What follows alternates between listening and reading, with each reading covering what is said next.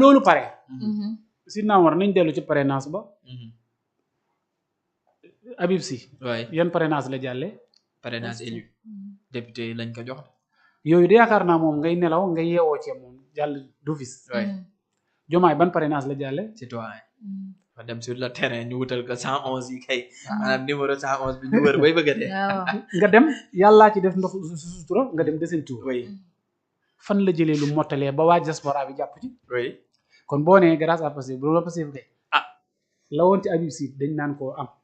lee ñu xaaree ko ci Habib Sy nga xam ne kii moom mooy candidat bi bu jàllee alhamdulilah sa àlla kulli àll day jàll waaye li ñu yaakaar nga xam ne moom muy taw muy naaj asamaan di wàcc day jàll nga jël ko ne yow laa ko teg jox demal nga wuti ba nga jotu dem deuxième tour day xaw a méngoog tuuti li nga wax nii moo tax loolu it luñ mën a jàngat la mais mu dem ñi bokk Pastef nee nañu loolu stratégie la woon parce que dañu doon bañ jox Diomaye parrainage élu bi ñu dem ñu bloqué ko parce que ñu ngi doon naan candidature Diomaye du jàll parce que dañoo dissoudre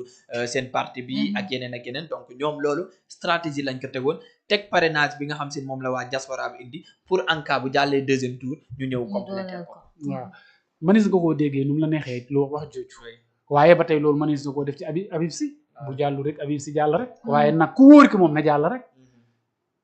leader bi na jàll rek bu jàllut Habib Sy jàll ak ñoom Cheikh Tidiane ak ñooñu beneen bi ci toppaat mooy bi 111 bi jàllee Sénégal yëpp xam nañ ne bërigo ci mbartal la moo tax sax coalition Diomaye bi ñu bari ci heure boobu lu ñu ñëwee daa nekk bi ñuy ñëw dernière minute la xam nañ ne lii day dem am na ñu bëri ñoo xam ne noonu rek la ñuy xalaatee kenn mënu ci dara suñ boroom signé na ba pare ne day jàll même boo ko contrôlé day jàll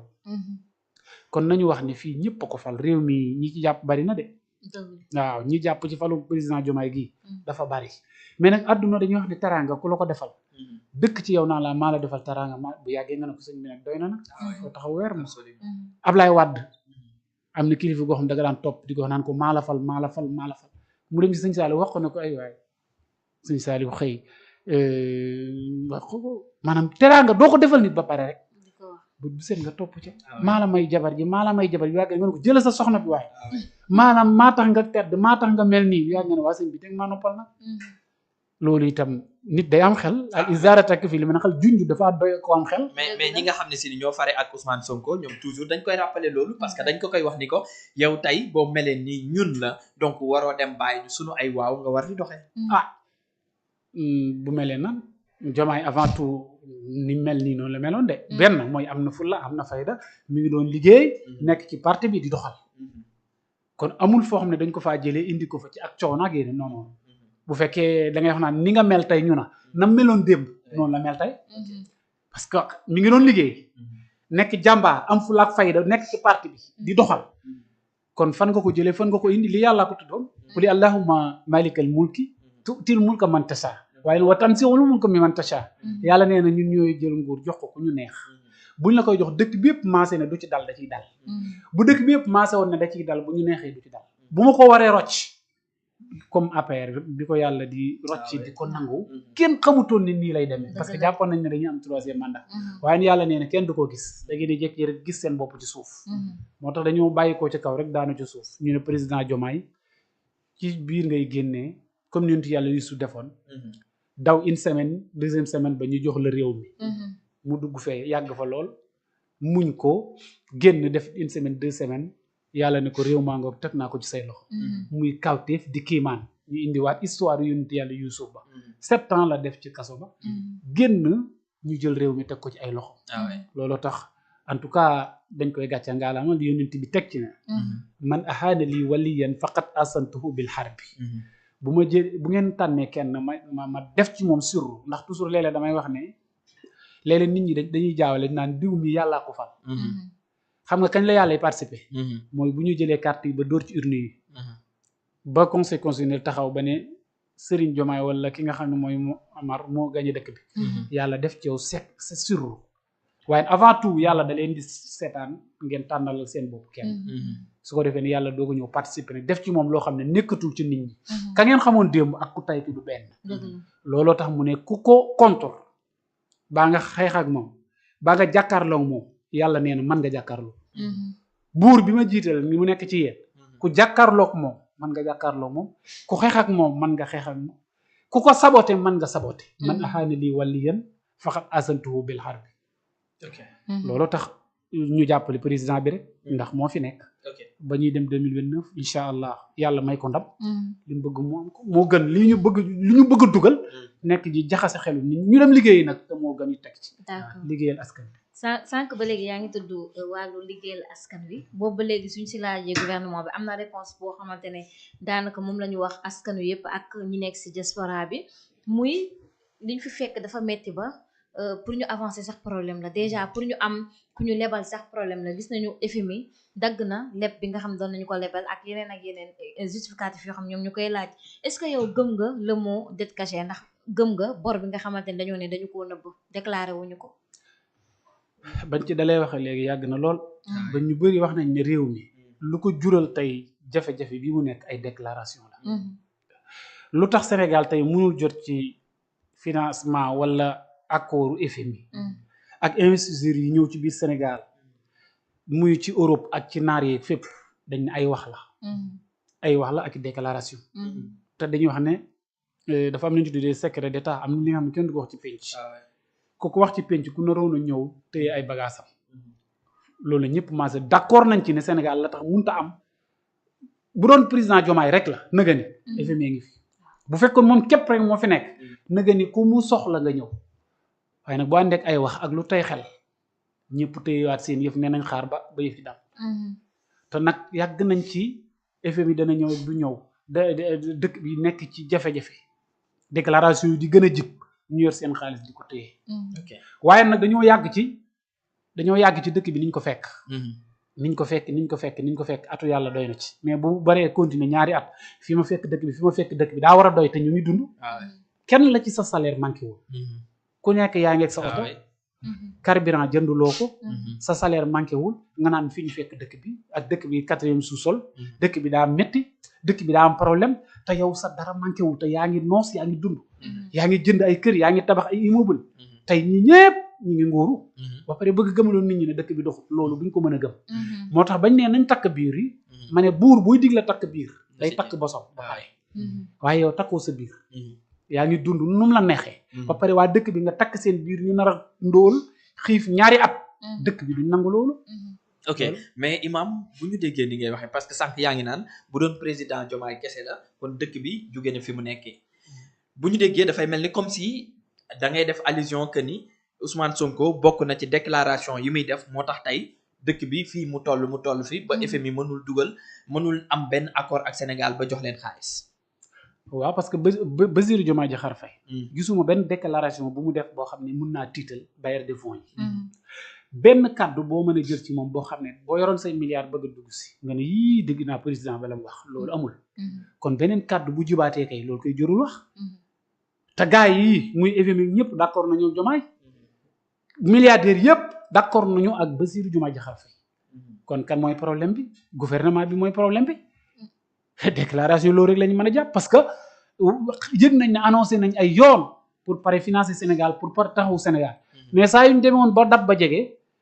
mitin am wala dara am ñu dégg fay déclaration xam ne dañuy reculer. mais gouvernement est-ce que nekkul di tenir seen parole ndax ñoom ñoo waxoon askan wi ne bépp action bu ñuy def ak lépp lu fi xewoon rek dinañ leen ko wax publiquement wax leen lan moo fi xew pour ñu mën a comprendre situation réew mi. waa fii lu fi xew lu nit ñi ngi koy wax ñi ngi koy xam nga tey communiquer ci li fi xewoon loolu moom leer na ñëpp ci ñi fi jaaroon dëgg la saboté dëkk bi def lu leen neex mais daa am loo xam ne buñ ca àggee dafa war a jeex mais mënuñ caa dëkk te lii buñ ko seetaanee nii lay continuer ba 2029 ñu nekk fi rek naan Macky Sall mi fi newoon Macky Sall moo yàq dëkk bi d'accord dañu saboté dëkk bi xaalis dëkk bi nekk fi xaalis amul waaye léegi ñu nar koo jàppoo nii ba 2028 léegi nag nga ne damaa bëggaan ngeen fal ma ba looy wax askan bi kenn financé wu la économique bi rës bu ñu dem ba tey réew yi ñu rawoon tey ñu tolloog ñoom baa ñu gën a deltu ginnaaw dëkk bi dara doxut nga continuer ko ci mandat bi ba mu jeex Abdoulaye Wade deful noonu ci premier mandat Macky Sall bi mu doonoo réew mi fekk na fi bor Macky Sall bi ñu doonee réew mi fekk na fi bor yoo xam ne ñun suñuy sët duñ ko mën a fay ñii bu ñu doonee réew mi gis nañ ne waxuma la ñi ngi leb ba li ñuy leb nii gëm naa ne ñun suñuy sët sëtaat mënuñ ko fay ndax ñoom biñ jëlee réew mi ba léegi ñi ngi leb xam nga liñ leb fu ñu ko dugal ay milliards leb nañ ko yoo xam ne dañ ne waaw ñii li ñuy leb bari na de mais loo leb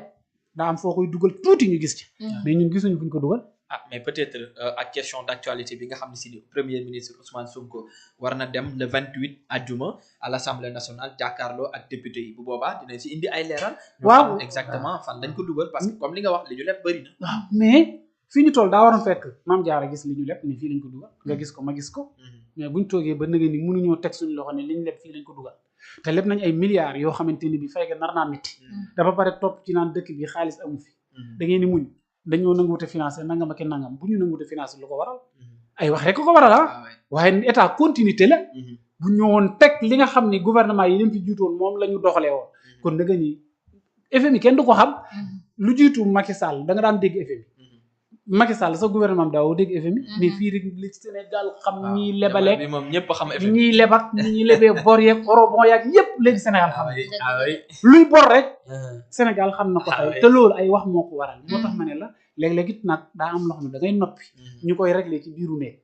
mais duñ ko tas ci penc mi saa yoo ko tasee ci penc mi nag mu yàq la ay gàllankoor gis nañu Macky Sall aussi moom jël na yoonu juridique bi c'est-à-dire moo ngi bëgg yóbbu ñi si yoon ndax concernant li nga xam ne moo di dette cachée bi ñuy wax boobu ba léegi moom le président l'ancien président Macky Sall ak ay avocat mais mu engagé woon pour ñu leeral dette cachée bi tey jii saisir na waa FMI wax leen carrément nañu teg pression gouvernement bi pour ñu wax ban méthode la ñu jaarale seen calcul bi ndax ñoom ñoo ngi xalaat ni donc erreur de calcul la ñu def.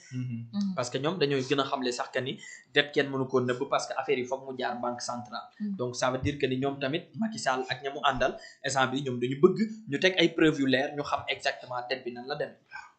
léegi nag ñu nar caa nekk. at mi ngi jeex décembre xam nga at mi yëpp ci lañ nekk. 2026 dugg ñu nar a nekkaat ci bataille boobu jëmale 2027. ba kañ da nga ko leeral du ma ko leeral mënuñ ko faa teg jéggi jàll. li ñu war a def ñu def ko continuer ci li nga xam ne mooy financement yi wax ji jeex. mais lii war naa mën a jeex. mais dëgg la nag boo waxee lu mel noonu da ngay indi ay preuve li ñu wax nii da ngay indi ay preuve mais daf fi yàgg. ñu nekk ci det kese am naak amut ak keenaan lu nekk ñu nekk ca loolu laa bëgg a wax ne wax ji daa war a jeex sénégalais yi ñu ngi bëgg a dee ci fi ñu nekk parce que dafa am ay urgence yu am ci dëkk bi soxna si mooy nit ñi dañu xiif nit ñi dañu ndóol nit ñi yorutuñ dara looy jaay du jar commerce bi doxut transport bi nam war a doxewu mbayu ren bi sax yàlla ñu dimbale mooy nawet daa am gerte am na dugub moo mën a sooyee Sénégal mais nawetu ren bi bu amutoon Sénégal dina métti mais gerte am na dugub am na dara doxul ci dëkk bi ñu yoree dëkk bi nekk fi di werante suba ngoon guddeeg bëccëg dugalal diw génneel diw nekk ci xaalis ba fii la jaar ñun ñu ngi bëgg a dee taluñu ko loolu daa war a tege à côté ñu ñëw ci urgence yii nii mooy li nga xam ne moom la Sénégalais yi di xaar ak li ñu soxla ak coono gi ñu nekkee ñu génnee leen ci parce que ñu ngi ci guuta réew mi ngi gën a nërmeelu économie bi kenn waxatu ko dëkk bi itam dara doxut nit ñi sonn ba pare ñu nekk di ñu bëgg a rey ay cay war loolu laa ne dafa war a jeex waaw Macky Sall ci yoonam la nekk am na droit ne leen loolu nañ ko leeral comme ñoomu nee na nañ indi ay preuve mu jeex ñu atte ñu mais li wérte wóor mooy am na ak amut waa dëkk ba duñ ko fekkee de ndax xiif te saako bu defu dara du taxaw te dëkk bi xaaruñ ñoom ci dund bi wàññeeku na la ñuy xaar location bi wàññeeku na transport bi sax wàññeeku ak yeneen lii la Sénégalais yi di xaar bu leen wóoree na tey li ñuy dundee yomb na carburant bi war a wàcc gasoil essence transport bi wàññeeku santé bi ku feebar dem faju gis nga loo mën a nekk Sénégalais yi li jëntul ko mais lii mi ngi gën a tar ngeen di ñu indil loo xam ne ñun soxlawuñ ko looloo tax ma ne lii est-ce que dëgg la est-ce que total booy wër mooy lii d'accord ok